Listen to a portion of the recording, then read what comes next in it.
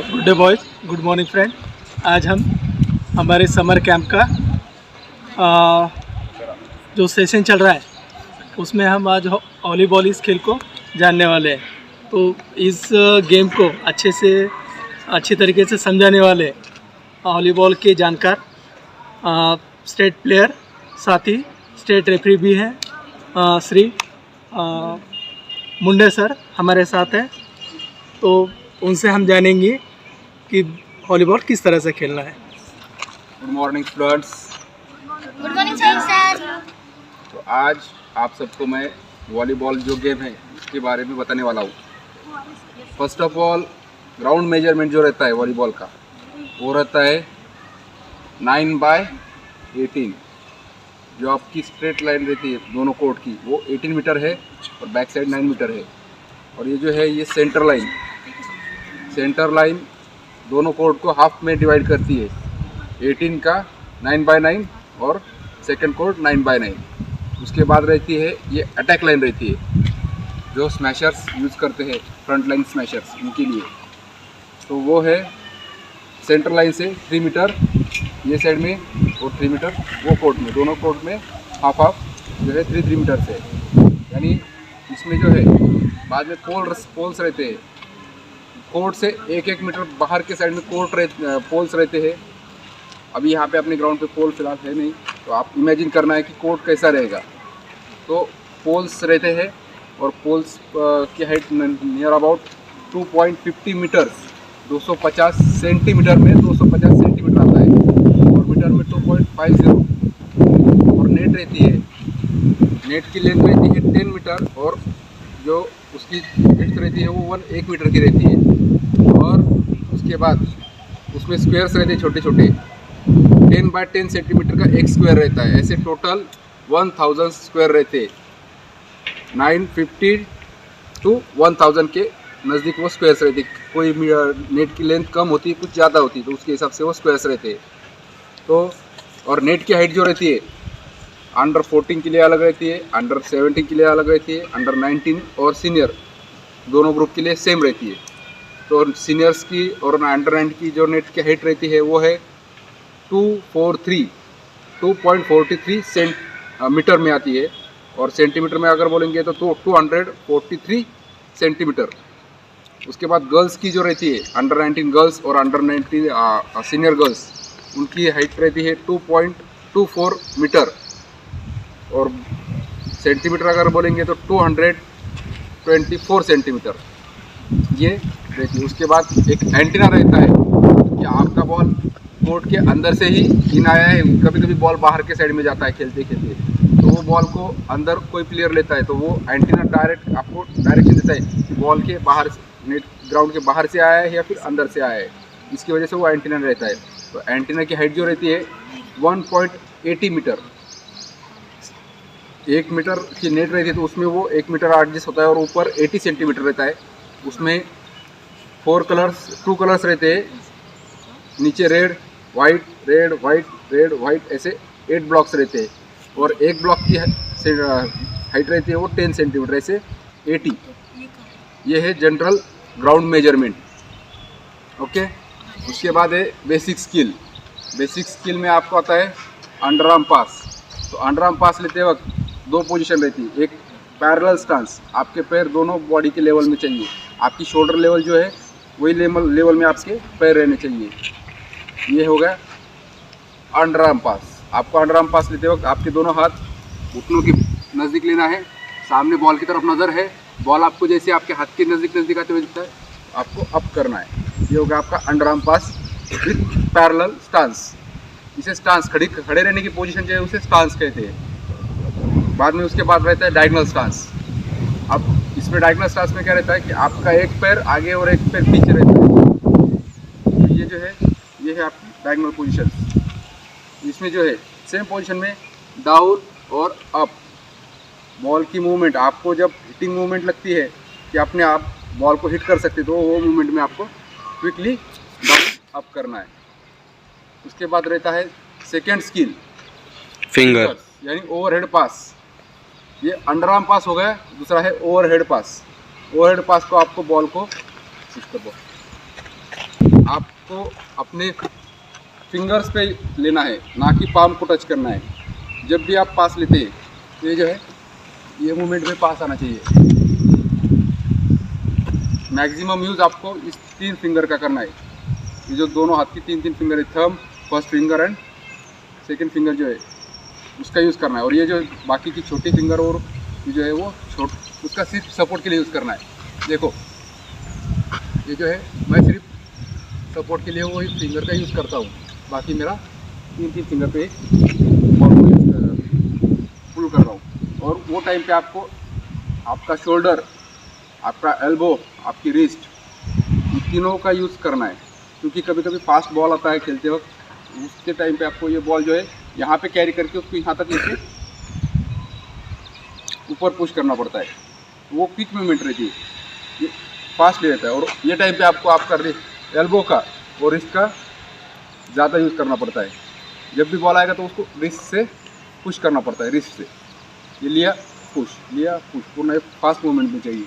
उसके बाद third service रहती है। इसमें थर्ड जो स्किल है वो है सर्विस, बेसिक स्किल सर्विस है।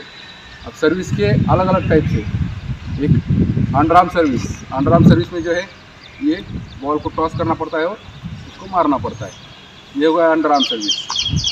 इसके बाद है ओवरहेड सर्विस या फिर टेनिस सर्विस। आप देखते हैं कि टेनिस जो रहता है, लॉन टेनिस, उसमें बॉल ऊपर चला जाता है और उसको रैकेट से मारा जाता है। इसकी वजह से इसको क्या नाम दिया है, टेनिस सर्विस। एक्चुअली इसे ओवरहेड सर्विस या फिर टेनिस सर्विस कहते हैं। अभी इसको जो है हम ऊपर उछलेंगे और अपना हाथ जो हाथ है हिटिंग पोजीशन में रहना चाहिए। जब आपको लगेगा कि बॉल आपके हिटिंग एरिया में आ गया है तो हम पीछे का हाथ आगे करते हैं और बॉल को हिट करते हैं। ये मूवमेंट है, ओके। अब इसके बाद एक तीसरी सर्विस, उसे फ्लोटिंग सर्विस कहते हैं। फ्लोटिंग सर्विस यानी जब आप बॉल को हिट करते हैं तो बॉल जो है फ्लोट करता है, ऐसा फ्लोट करते हुए सामने कोर्ट में जाता है। उसको ज़्यादा आपको बॉल उछलने की ज़रूरत नहीं पड़ती है। ये जो है ये छोटी, इसमें सिंपल टैप देना पड़ता है उसको, सिंपल टैप। और सामने वाले की जो हवा चलती है उसकी वजह से क्या होता है, बॉल बबल करता है, सीधा हिलने लगता है। ये हो गई फ्लोटिंग सर्विस। इसके बाद तीसरी सर्विस है round arm service. Round arm service में जो है ये पोजीशन में आपको आना पड़ता है, ये पोजीशन। उसके बाद ये हो गई राउंड आर्म सर्विस। आपको हाथ को कर्व, अपने जो हम रेनबो कहते हैं, रेनबो के पोजीशन में हाथ ऐसा आना चाहिए, तो वो हो जाएगी आपकी राउंड आर्म सर्विस। उसके बाद जो है जंप एंड सर्व। यस। उसमें क्या रहता है कि बॉल को थ्रो करने से पहले ये बॉल को इसमें आगे बढ़ता है और बॉल को ऊपर उछाला जाता है, आपके कोर्ट से थोड़ा दूर कर देना चाहिए और स्टेपिंग लेके उसको हिट किया जाता है। ये हो गई जंप एंड सर्व। तो आप बिगिनर से आपको वॉलीबॉल सीखना है, आपको क्या करना है, पहले बेसिक सर्विस जो रहती है, बेसिक स्किल्स जो है इसकी वो सीखनी है। पहली बेसिक स्किल है अंडरआर्म पास, दूसरी बेसिक स्किल है ओवरहेड पास, उसके बाद है अंडरआर्म सर्विस और तीसरी है टेनिस सर्विस। ये बेसिक स्किल आपको आती है तो आप उसके बाद थोड़ा थोड़ा करके अपने स्किल्स इंप्रूव करते हैं। उसके बाद कोर्ट में जो है 6 प्लेयर्स खेलते हैं। 6 प्लेयर्स की पोजीशन स्टार्ट कहाँ से होता है, 1 नंबर, 2 नंबर, सेंटर नेटर जो रहता है 3 नंबर, 4 नंबर, 5 नंबर और सेंटर जो है यहाँ पे 6 नंबर। तो यहाँ पे उनका क्या काम रहता है, ये फर्स्ट प्लेयर सर्विस करता है, सामने 2 अटैकर्स है, पीछे भी अटैकर्स रहते हैं, सब लिबरो भी खेलता है और यहाँ पे अटैकर्स रहते हैं सब।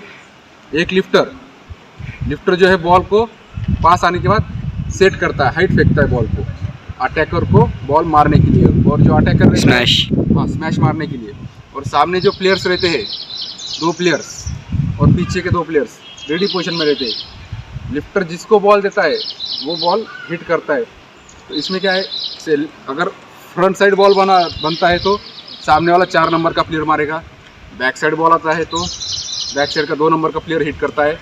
उसके बाद अगर ये लाइन है अटैक लाइन, ये लाइन किस लिए की है एक्चुअल में आपको मालूम है कि सबको, तो इसमें जो है बैक साइड के जो अटैकर रहते हैं वो अगर स्मैश करने के लिए आते हैं तो वो इस लाइन को क्रॉस नहीं कर सकते, वो उनके लिए रिस्ट्रिक्शन एरिया है। आप ये लाइन क्रॉस करके जंप नहीं कर सकते। वो लाइन को अगर थोड़ा भी टच होता है बैक लाइन के अटैकर्स को, स्मैशर्स को, तो वो फाउल दिया जाता है। तो उन्होंने जंप करते वक्त बैक लाइन के पीछे से जंप मूवमेंट लेना पड़ता है।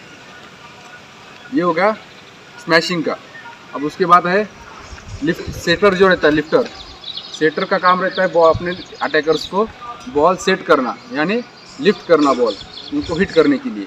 ये है आपकी दूसरी अटैकिंग जो है, चौथी स्किल जो है इसकी, चौथी पांचवी स्किल्स ये आती है सेट करना।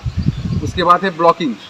ब्लॉकिंग पोजीशन जो रहती है, अगर ये कोर्ट से अटैकिंग कर दे, आप अटैकिंग करते हैं तो आपके अपोनेंट प्लेयर्स आपके अटैकिंग को ब्लॉक करने का काम करते हैं, उसको अपने कोर्ट में नहीं आने देना चाहते हैं, तो वो वहीं पे स्मैशर का बॉल ब्लॉक करते हैं और उनके ही कोर्ट में गिरा देते हैं। वो होता है परफेक्ट ब्लॉक। उसमें पोजीशन ये रहेगी आपके हाथ ऐसे रहती है, जंप करके उसको हाथ डाला जाता है बॉल के डायरेक्शन में, तो वो बॉल हाथ को लगकर डायरेक्ट नीचे गिरता है तो अपोनेंट साइड के प्लेयर को पॉइंट मिलता है। अगर वही बॉल स्मैशर ने बॉल को मारा है, वो हाथ को लग के प्लेयर्स के हाथ को लग के अपोनेंट कोर्ट के बाहर चला गया, तो वो वॉश आउट होकर जो प्लेयर ने स्मैश मारा है वो प्लेयर को पॉइंट मिलता है। इस गेम में 3 set, minimum 3 set, maximum 5 set रहते हैं। अगर 3 सेट हुए तो 25, 25, 15 बेस्ट ऑफ 3, और 5 सेट हुए तो 25 के 4 सेट और 15 का एक डिसाइडिंग सेट रहता है। और डिसाइडिंग सेट जब रहता है तो उसमें क्या रहता है कि अगर 15 का पॉइंट है तो 8 पॉइंट पे जो है ग्राउंड चेंज किया जाता है, टॉस कर किया जाता है। पहले सेट के पहले दोनों कैप्टन्स को पूछा जाता है कि सर्विस कौन लेगा और ग्राउंड कौन लेगा। उसके बाद जब फर्स्ट टीम का 8 पॉइंट हो जाता है तो वो टाइम पे ग्राउंड चेंज किया जाता है, वो आपका डिसाइडिंग सेट रहता है। उसके बाद लिब्रो। लिब्रो इस गेम का सबसे मोस्ट इम्पॉर्टेंट प्लेयर है। लिब्रो का काम जो है वो स्मैशिंग नहीं करता, वो सर्विस नहीं करता, बट उसका काम क्या रहता है कि ये जो पीछे का एरिया है 6/9, अटैकिंग छोड़कर 6/9, यहाँ पे सामने वाले प्लेयर ने जो स्मैश मारा हुआ रहता है, हिट किया हुआ रहता है, तो उसको बॉल को रिसीव करना। तो वो लिब्रो अगर बॉल यहाँ पे गिरता है सामने और उसकी पोजीशन यहाँ पे, तो वो डाई मारकर बॉल को रिसीव करता है। तो क्रिकेट में अगर बॉल पकड़ने के लिए आप डाई मारते तो उसे, जब छलांग मारते हैं उसे डाई कहते हैं, बट यहाँ पे क्या रहता है, यहाँ पे बॉल को जब रिसीव करते हैं तो इसे डिग कहते हैं। एक सिंगल हाथ डालकर बॉल को अपने हाथ के ऊपर के साइड पे लेना या फिर डाई मार के बॉल को उछालना, इसे डिग कहते हैं। क्रिकेट की डाई है और यहाँ पे डिग है, ये वर्डिंग थोड़ी सी चेंज है, बाकी पोजीशन सेम ही रहती है। ओके, इसके बाद इसमें जो है पासिंग स्किल में आपको जब लेते हैं अंडर आर्म पास में तो नॉमिनल बेंड होना पड़ता है। अगर आप स्ट्रेट में लेंगे तो बॉल परफेक्ट रिसीव नहीं होगा। बाद में आप अगर हैंड्स फोल्ड करते हैं तो हैंड फोल्ड करते वक्त अगर मारेंगे तो बाय मिस्टेक अगर बॉल ठीक तरीके से नहीं बैठा तो आपके मुंह पे लग सकता है। तो ये जब भी रिसीव करेंगे तो हैंड को स्ट्रेट रखना है। ओके, अभी किसी को कोई डाउट है इसके बारे में? गर्ल्स,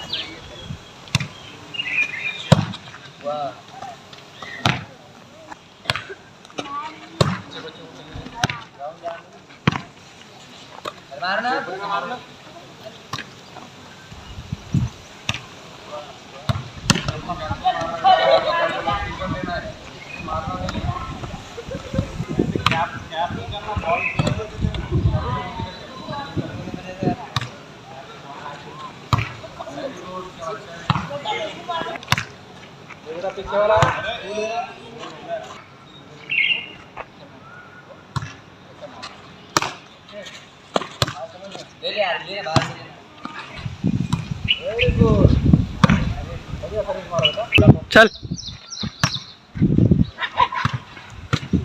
वेरी गुड ले यासिर ले